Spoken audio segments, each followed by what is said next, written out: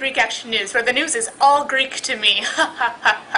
Today's top story is how do Athenian and Spartan cultures differ? Yvette? Sparta is stressing stern discipline and military power. Boys at the age of 7 are starting to train to become part of the military.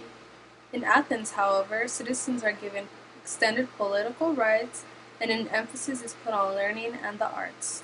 Athens is a democracy, whereas Sparta has 2 kings, a council of elders, and a group of citizens to discuss political issues. A lot of philosophers have emerged from Athens and it has become the cultural center of Greece, whereas Sparta now has one of the most powerful armies in Greece. Back to you, Lauren. Now for a report on politics. Yes, everywhere in Greece, it seems like the buzz has been about democracy. This new style of government is very controversial, but it seems lots of citizens are happy that they can finally get a say.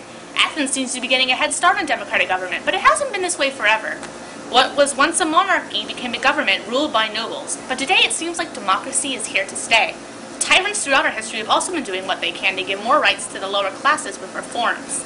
Take Pericles, for example. He allowed people to play a larger role in their government by creating an assembly of the people and a jury of 100 to 1,000 jurors.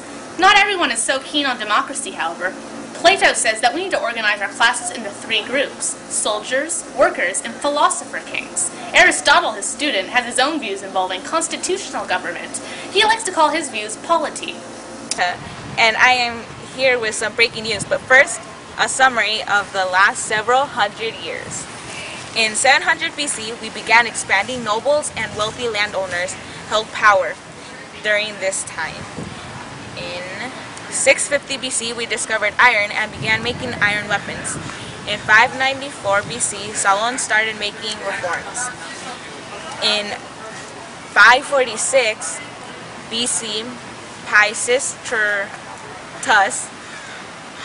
was a tyrant who seized power. In 507 BC, Clethesus broadened the role of ordinary citizens in government.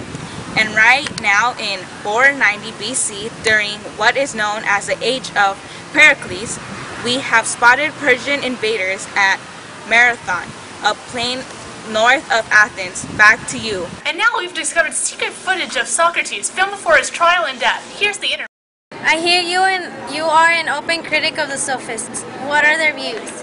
That moral and ethical truths are only opinions and not principles. I've heard you roam around the marketplace asking people of their beliefs. I go and ask, what is the greatest good? How old are you now that you are in trial? I am 70 years old. What do your enemies accuse you of? They accuse me of corrupting the city's youth and failing to respect the gods. Will you try to escape prison? No. I am loyal to the law even if it is unjust. Are you going to accept the death penalty?